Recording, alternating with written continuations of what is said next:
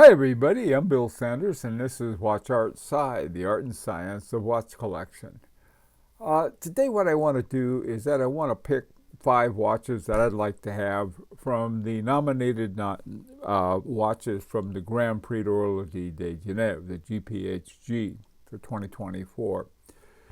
I can't afford any of these watches.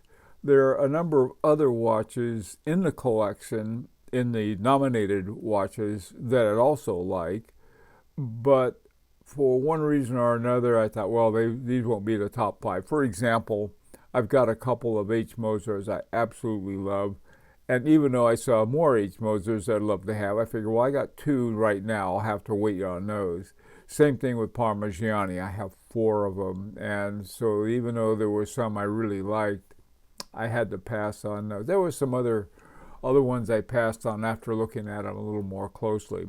But like I said, I can't afford these, but it's never mind. You never know when something's going to come along your way. Okay, first off is Bernhardt Letter. The name of the watch is 3-time certified observatory chronometer. Now this is very much the same architecture as Letter's central impulse watch, and it has this central impulse movement design. This watch is, I think, probably my favorite. Not only is it manual winding, the caliber 902 12 is manual wound, 3 hertz, power reserve of 40 hours, plus it has a minute hand regulated by a remontoire égalité. Every 10 seconds, the old remontoire rewinds it to you, and then it goes through, and so you have a lot of consistency that way. Okay, would I love to have this? Absolutely. 150,000 Swiss francs. I'd like to have that too. The observatory chronometer, at one time you would take your watch or your watchmaker to an observatory, and they'd look through a telescope and they'd look at the time of your watch and then look for a known movement of stars during a certain period, or planets, or whatever they looked at, and were able to tell whether your watch accurately reflected that or not, and or at least reflected the amount of time between 2 points or several points that they were looking at. Well, in order to make a sort of a splash out of the observatory certification, Letter took this one to 3. One in Baie-Saint-Côme in France. It's about 90 miles north of Geneva. Glashütte Original. That's over toward the Czech border more, and that's sort of the center of German watchmaking. And finally, in Geneva, he took it to the Observatoire Chronométrique. And this is the one, I think, is the one where they do the COSC testing. What a watch. I'd love to have this watch. What a price. Next one is Haimi Ahoka.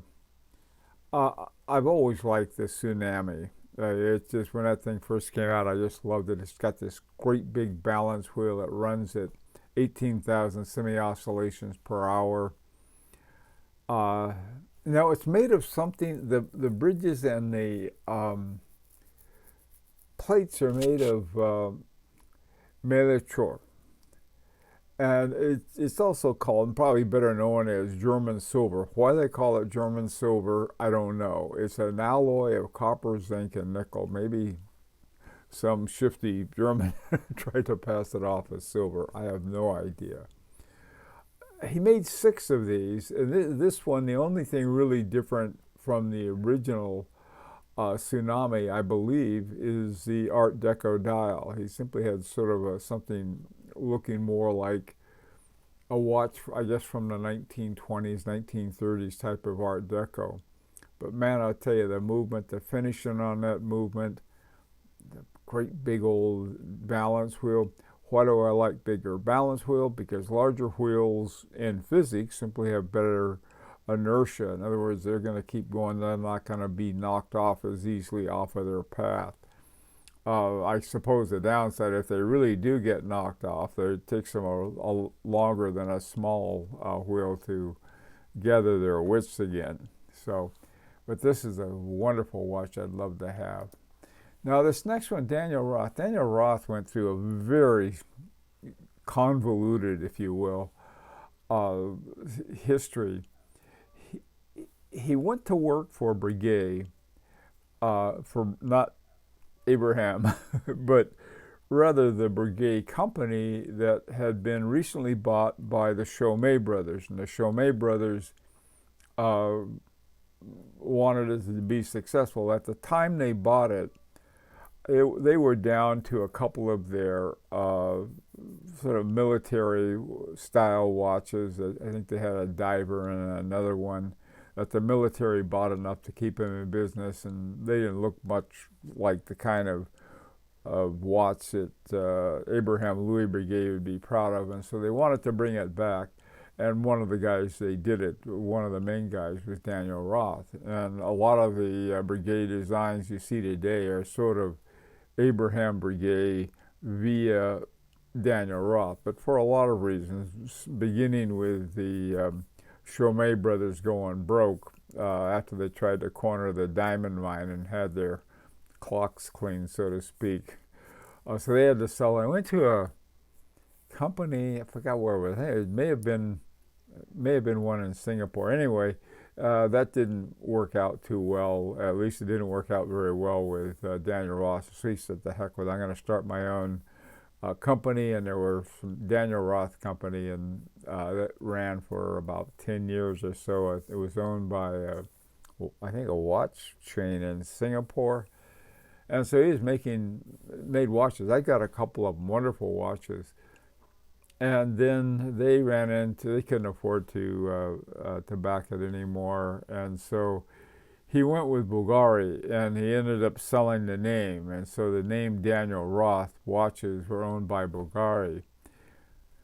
Well, he was there for about a year, I think. Some incredible watches came out of the year he was there. I think also same thing with Gerald Genta at Bulgari. So, to make a long story short, Daniel Roth went off, and he came up with another name. I keep forgetting what it was, and he was making these tourbillons. At some point, the people from LVMH said, "Boy, wouldn't it be neat if we brought Daniel Roth back under his name rather than this," and then had him make watches for us, and we could use La Fabrique du Temps to do the actual making. He could design them, and then we'd make them for him and sell them under the Daniel Roth name.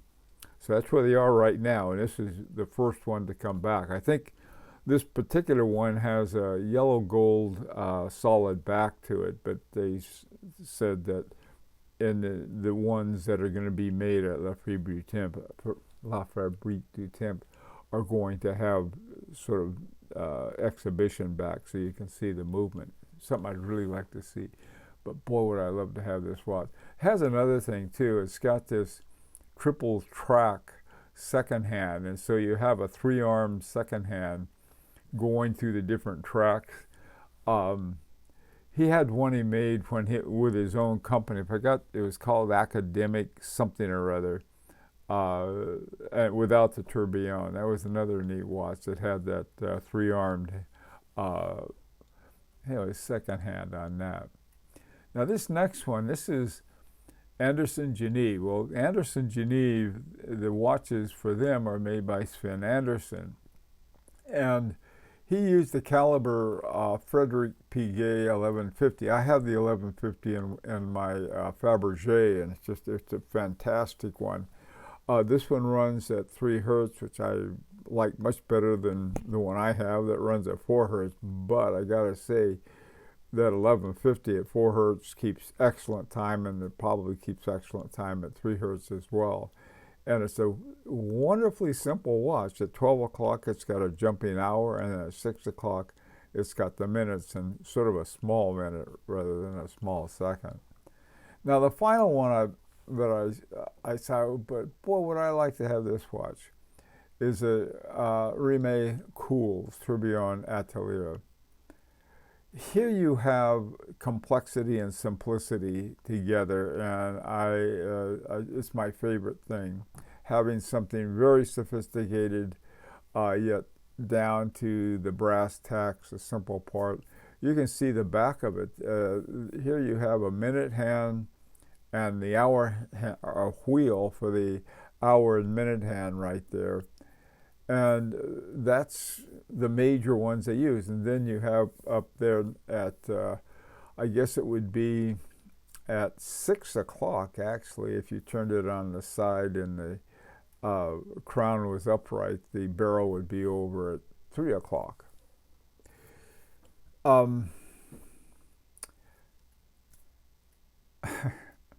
This is just kind of simplicity I just love.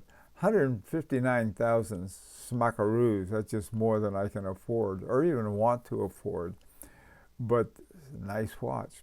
Anyway, I would be very interested in hearing if you could pick 5 watches from the nominated watches where you don't even think about price. I'd like to hear what they are, just to have in your own collection. I think I'll do the same thing on our next vest pocket, except pick up 3 watches that I'd like to have but are affordable at the same time. Let me know what you think, and this is an opportunity to subscribe if you like. And this is Bill Sanders for Watch Art Side, the Art and Science of Watch Collection.